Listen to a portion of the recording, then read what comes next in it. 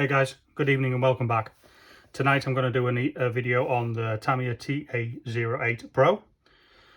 I've done a couple of days practice and I've done a race day with it, and yeah, it works really well on matrix tyres, so I guess it'll work the same on Sorex or Rush or whatever else you're going to use.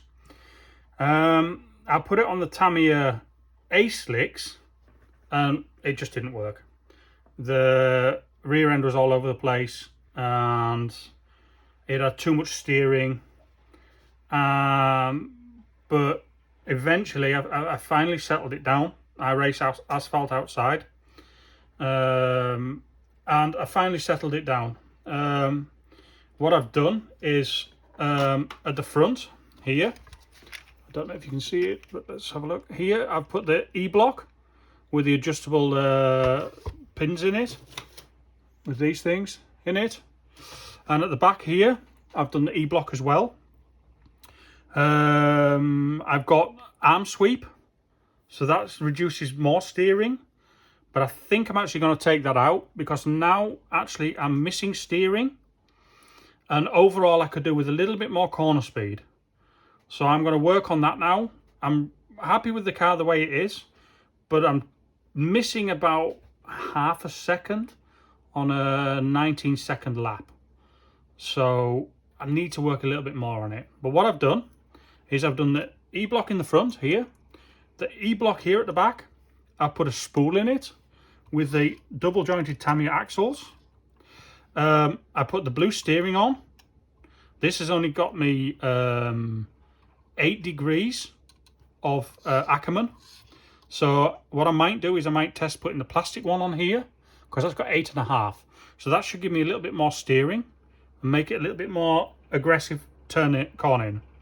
At the rear, what I've done is I've got the XB block on the back, and I've made it as almost as wide as I possibly can.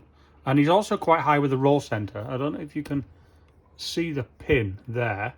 He's quite high and he's quite a long way out. Yeah, it's something I need to work on. And I've got the 4mm wheel hexes with 1mm spacer all around. Also, I've switched now to the Tamiya B-slick B3. We need to use these Tamiya tyres for the Tamiya Cup here in Holland. So that's why I'm running these tyres. I've glued them onto the wheels that came in the kit. They're now loose. They need to be glued on again. That's just one of the things you do with a race weekend.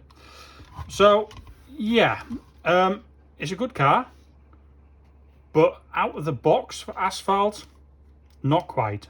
Not quite. I've now got it where it's quite good. But what I've found with the car is I've tried a lot of different springs. At the moment now I've got the Mugen springs on it. This is the 6.75 soft, and this is the 7.0 progressive. Yeah, it's quite soft as a car, but it works really well. But what I found is it doesn't matter what you do with the springs, it doesn't really alter the car.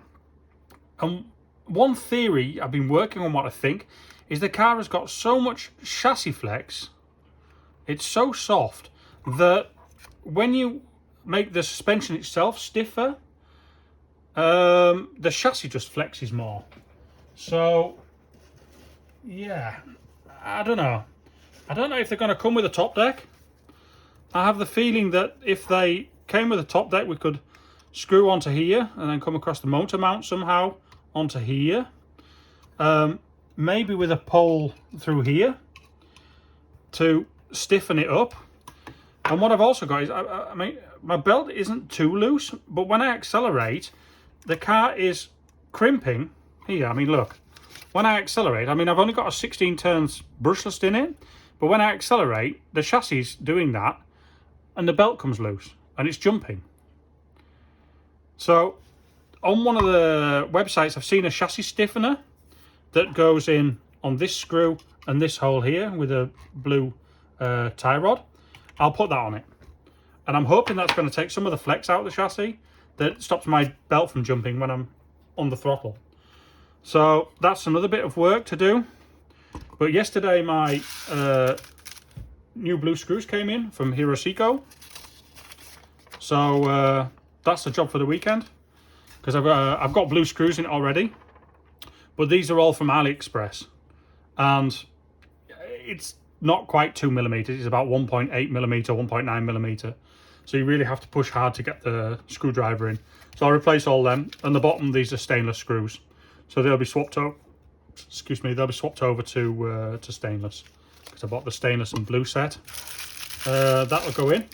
What I've also done is I'm running the Ryakari body with the aluminium wing mounts here, but the Ryakari rear wing had very little or no downforce, and I was actually running it at its maximum setting to get a little bit of rear grip.